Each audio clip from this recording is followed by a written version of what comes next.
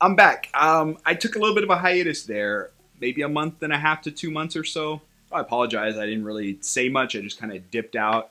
Needed a break from social media and from YouTube. I started a business that's been taking up a lot of my time. And then I've also been spending a lot more time with my loved ones, friends, and family. That means a lot to me, of course. So I only have so many hours a day. So I kind of needed a break from YouTube. But I'm back here. And one heads up, one of the other things that occurred actually two things that occurred on this little break is I got into biking. So I bought a road bike. That's been really fun. My wife and I have been riding a lot more. And then I got into cigars, which is a space that I didn't really think I would get into. And it is amazing. It's this rabbit hole that I went down, and oh my gosh, it's like all the dude stuff, right? Like coffee, cars, watches, now cigars, firearms. It's just never ending. And now biking. So I've been kind of in that space, and that's taking up a lot of my extra free time because I've been researching that.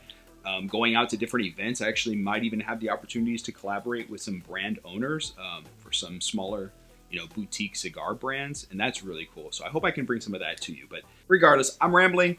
Today's video, you guys know it's spring, summer is the time of year that I always like to strap swap the heck out of my watches. My collection has been unchanged. I've been really content with my watch collection, which is really weird because it's such a strange feeling. I've always been on the hunt for something new. And don't get me wrong, like there are watches that have come out, new releases, as well as some of the new stuff that is yet to come that has caught my eye. I just haven't felt that desire, the need to want to buy something new. I've been really content with the watches I have here behind me, but I strap swap all the time, especially spring and summer. So today's video, I am going to be working with Strapsco to feature these strap swaps for you. Of course, if you're interested in any of these, you can use the affiliate links down below. That does help grow my channel, but it's up to you. I mean, these are just ideas of some of the stuff that's out there. So without further ado, let me flip this camera around and let's get into it. All right, first up, we have some 20mm straps that will pair up really nicely on my Zodiac Super Sea Wolf 53 skin dive watch. And this watch has that vintage look and vibe to it, and since it's black and silver, you can really go nuts with the color options. And here you can see I have it on a green Tropic strap. This one here is a Dasari FKM rubber material, and it feels really nice. It's smooth and supple, but has those serrated edges along the sides and then the crosshatch pattern detail. There are plenty of holes for venting as well, with the waffle pattern underneath the strap. So this is perfect for summer days. This one does come with quick release spring bars and a brushed tang buckle. Now I did also pick up one of these in black, so that way I have that more traditional vintage look. But there are plenty of colors to choose from, so I think you can have a lot of fun with this particular style of strap here in the spring, summertime. Next up for the Zodiac is this woven single pass nylon strap in black with orange and gray striping. Again, there's that pop of color that really stands out well with this watch, I think. But there are other models of the Super Sea Wolf that have orange text or orange hands, so this would be a matchup even better with those models. And I like that this strap has a tight cross weave pattern, which makes it really soft and premium feeling. It doesn't feel stiff or cheap. Now, the hardware is stainless steel with a brushed finish, so it ties in perfect with the case of this watch. And I do like that the single pass straps don't add any excess bulk, making this a really comfortable option if you want that watch head to be closer to your wrist, unlike some of the other nylon straps out there. And keeping in line with the black and orange theme, I also picked up this perforated rally strap in black leather with the orange contrast stitching. The stitching is really nice. It almost has a metallic sheen to it, so it really pops in direct lighting. And again, there's a ton of color choices with this strap, but I just personally love how this one pairs up with the skin diver. Now the leather is soft on the front and textured on the back, and the perforation holes help with venting on the wrist, so again, a great choice for the warmer weather. This one also has quick release spring bars, and the tang buckle is high polished, so I actually will swap this one out with a brushed buckle, so that way it ties in better with the case finishing. The next watch that I wanted to strap swap with is my Tudor Pelagos Blue, which has a 22mm lug width.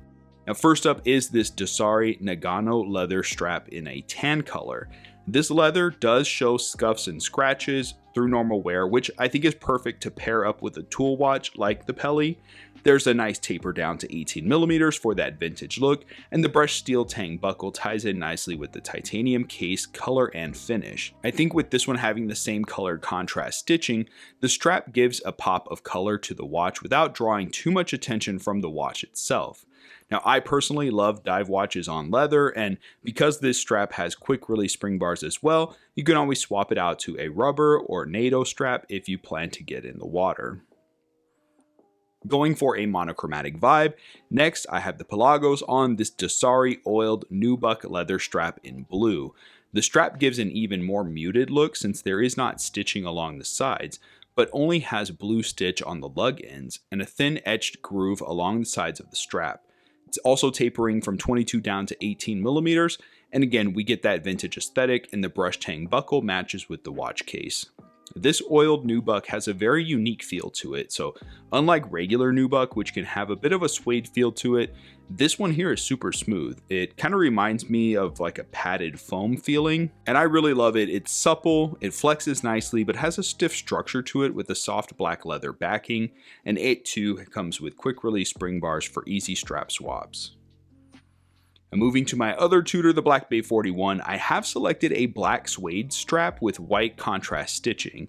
And one of the issues that I have noticed about the Black Bay 41 is that the lug holes are very close to the lug tips, which forces there to always be this larger than normal gap between the case and the spring bar where the strap sets.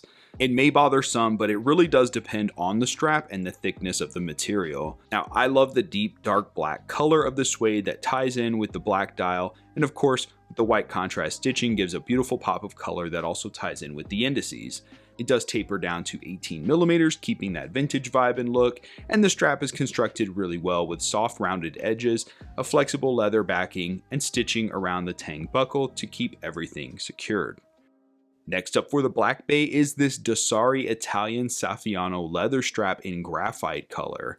Now, because the leather on this one is more stiff, it's cut a bit thinner, and that causes the gap on the lugs to be a bit more noticeable. So this is a perfect example of what I was just talking about. I think I may wear this strap on a different watch as a result, but the quality of the strap itself is outstanding. There's a bit of a break-in period with this strap since it is a bit more stiff as a result of the nature of the leather creation process itself, being that Saffiano leather. Matching stitching color makes this strap feel a bit more serious and luxurious.